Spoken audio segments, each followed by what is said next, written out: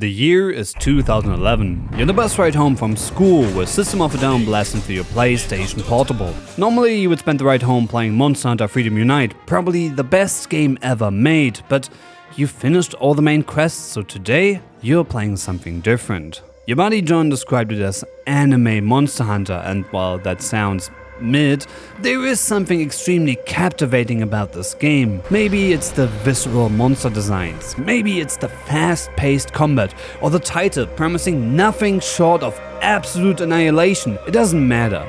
Today, you're playing God Eater.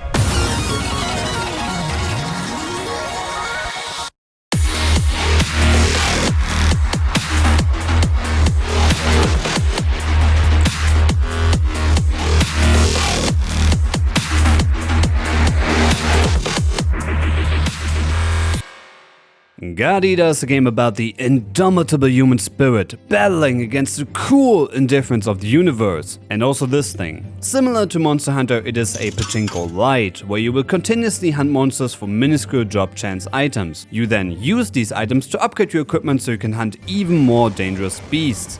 I strongly advocate for these games to be age restricted, not because I think gambling is bad, but because playing something like this during your formative years will lead you to become an adult that can only play fucking roguelikes. Trust me, I'm definitely speaking from experience here. But Ramaron, why do you want to talk about what is essentially anime Monster Hunter? Because this is my sleepover and I get to choose the hyperfixation for this month. But more importantly, because this game is actually so much more than just anime Monster Hunter. It has an insane setting, a story, one of the best soundtracks of the PSP, and genuinely incredible monster designs. So come with me on a journey into a time long gone and watch as I progressively lose my mind about this game. But before we get freaky, I quickly want to establish what I'm actually playing. You see, God Eater is actually 3 different games. The original, only released in Japan, the re-release God Eater Burst that brought the game to the West, and finally God Eater Resurrection, a remaster that made the game natively playable on PC.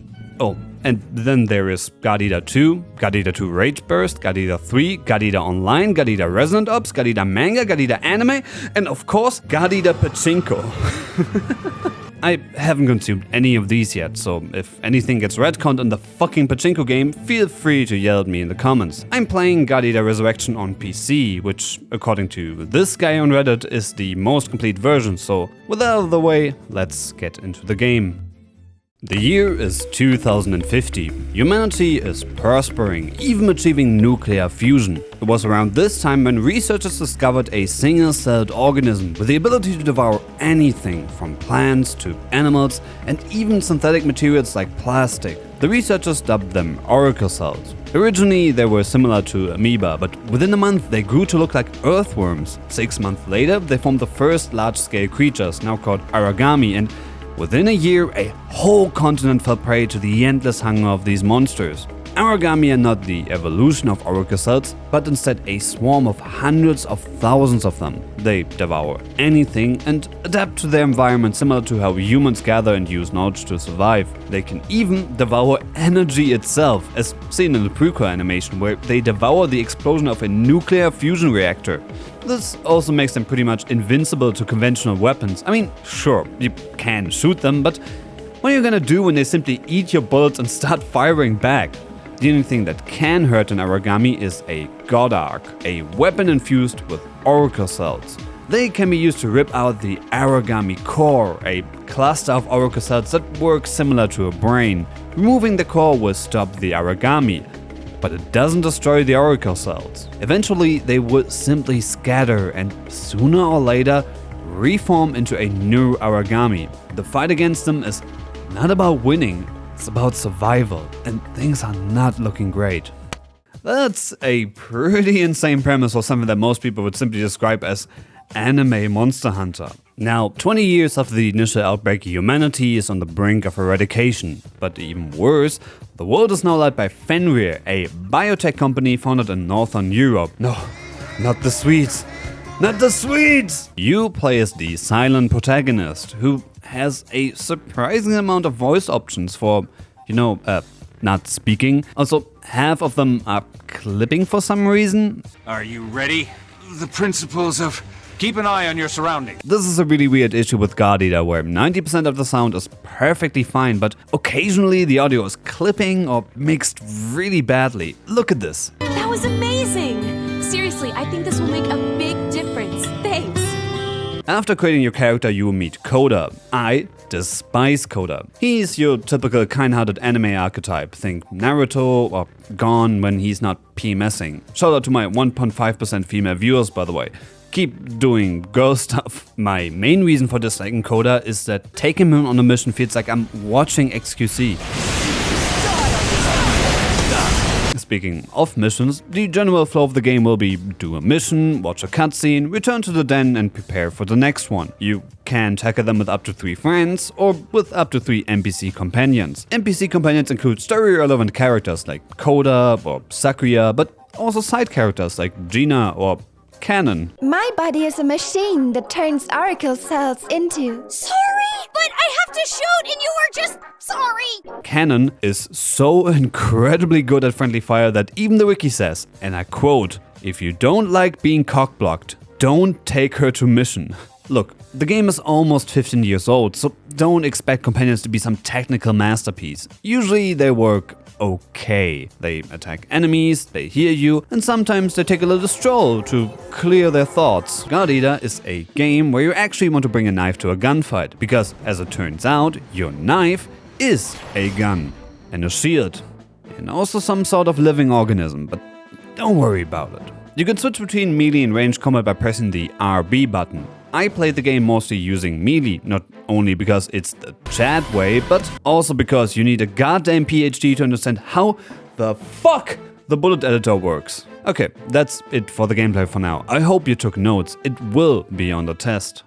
The first arc begins with you being introduced to all the different characters, like Eric, a kid from a wealthy family trying to... Alyssa is a fan-favorite character, and looking at her design, I can probably imagine why. There is only a teeny tiny small problem. She is 15. Now, when I played this game for the first time as a horny teenager, this wasn't really a problem, but replaying this game as a grown-ass man doesn't quite hit the same spot. Look, all I'm saying is, big shout out to Japan for no longer having the age of consent be lower than the average lifespan of a dog. Another character you will meet is Lindo. He's a charismatic, talented leader that really likes beer. He's just like me, for real, for real. Unfortunately, he's not in the story for long, because in a mission together with Alyssa, she almost shoots him, sending him into an abandoned church together with the Dias Peter. He was declared MIA shortly after. Now, I don't know if you can court-martial a teenager, but luckily we don't need to ponder the ethics of teenage soldiers. As it turns out, Alyssa wasn't doing TikTok challenges. No, she was brainwashed. You learn that after your character touches the unconscious Alyssa in a hospital. Man, I really don't like the sound of that. Let's talk about something else. Let's see. Do you guys like Evangelion? A little later you get a chance to avenge Lindo and fight the Dias Peter in what is pretty much the midway high point and my favorite moment of the first arc. This is in large part because of the banger song playing during this mission. Oh yeah, I should probably talk about the soundtrack. Look, I'm not gonna pretend like this is the best video game soundtrack ever made. But I feel like this one was made specifically for me. It is this insane blend of genres, styles and emotions. You want something really weird? Here you go.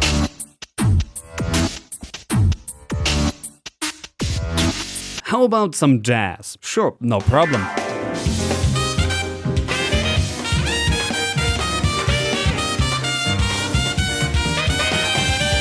Oh, that's not enough for you? Cue the fucking flamenco music.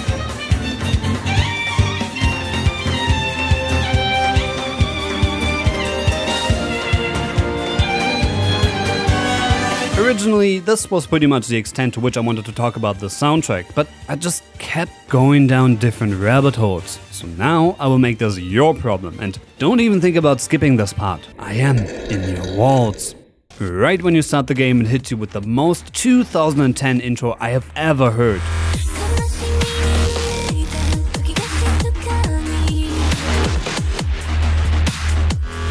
Skrillex and its consequences really have been a disaster for the human race. I'm joking, I would love to give Skrillex a smooch on his forehead, but this intro really feels like it was buried inside a time capsule for the last 15 years. The game is also full of these really intense songs that absolutely burst with energy. A real shonen going past your limitations type beat. The thing is, they all share the same musical motive. God-Eater, the Savior's Return, Give Me Power. Once you hear it, you suspect it everywhere. The absolute peak of this is in No Way Back, the song that plays during the Dice Peter fight. It sounds like it could be straight out of Super Crazy Guitar Maniac Deluxe 3! It also features vocals by Ben Franklin. No, not the founding father, but this guy. You probably never heard of him, but he wrote a bunch of different Persona songs, including You'll never see it come back. But by far my favorite part of the soundtrack is found in songs like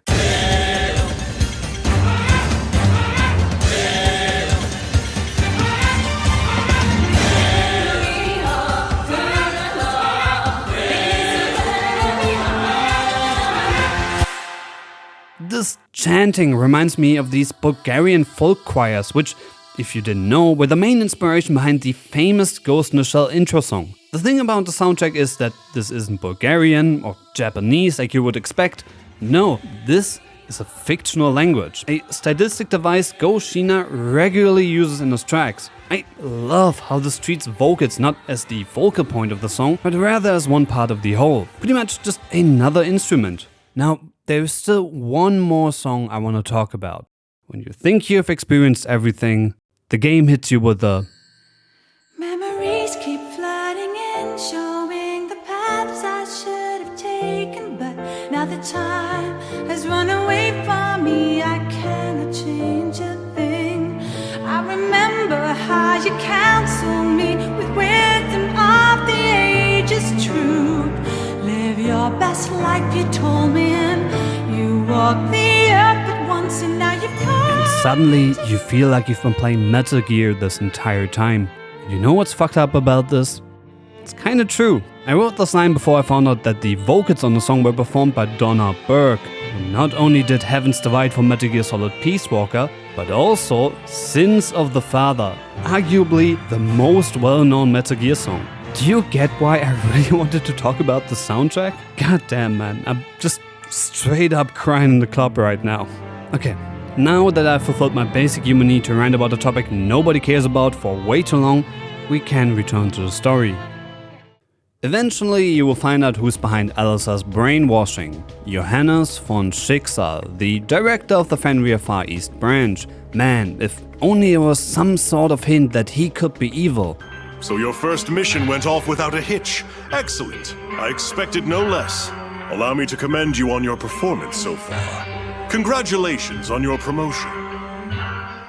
Von Schicksal is planning to create a giant Arigami to devour the entire planet and perform what is essentially a server wipe. Thanks to your accomplishments, the only thing that's missing for this calamity to start is a singularity. Something like, I don't know, a human form Arigami. Oh, you mean like Shio, the Arigami girl we've been hiding at the den? Look, my brain may be small, but I don't think it's a great idea to keep what are pretty much nuclear launch codes one floor below the guy that is looking for them. Of course, she is immediately captured and brought to Aegis Island. There you fight von Schicksal, who merge with an Arigami, but even though you win, it's too late.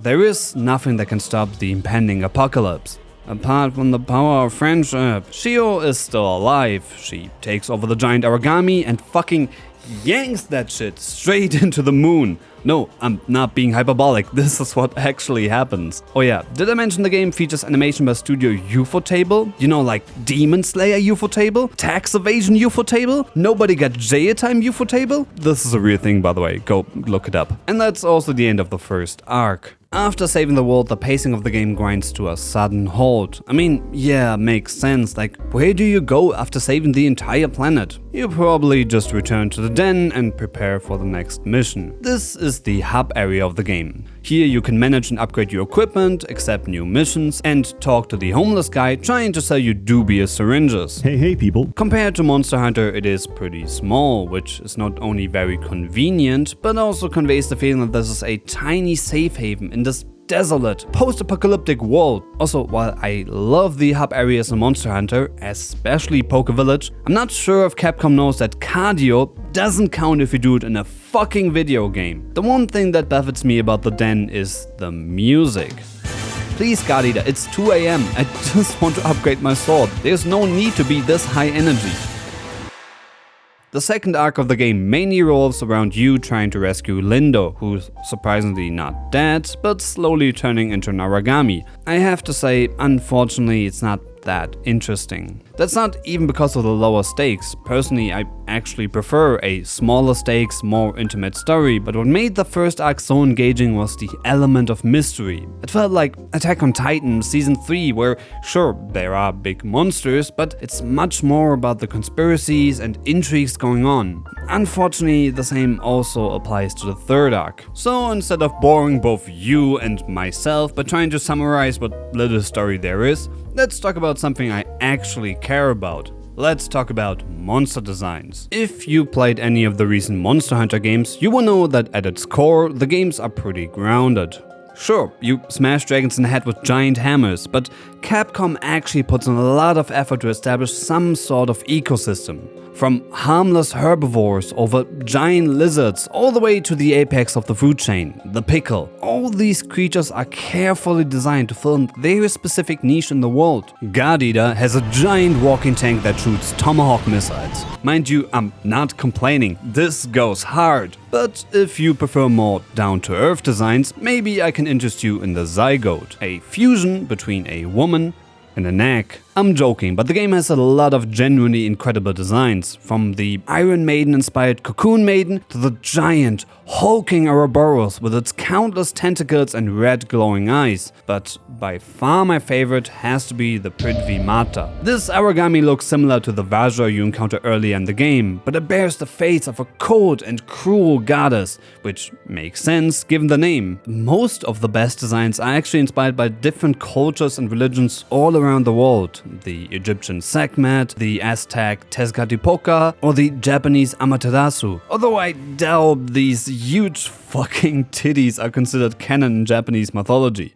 But not only do these creatures look really cool, they are also expertly animated. I'm not talking about telegraphing attacks or wind-up animations, I'm talking about the Hannibal just straight up Naruto running, or the Chiyo hitting a Bruce Lee taunt. My one complaint about Arigami is that there are simply not enough of them. The game tries to remedy that by throwing different variants at you, but once you reach the second arc, you have seen 90% of the monsters. Personally, I would prefer having more completely unique Arigami in the game, but I know that recalls are a necessary evil. But hey, if you want to see more designs, there are also still 2 more games. I'm probably gonna play them anyway, but if you want me to cover them, let me know in the comments. And that's it.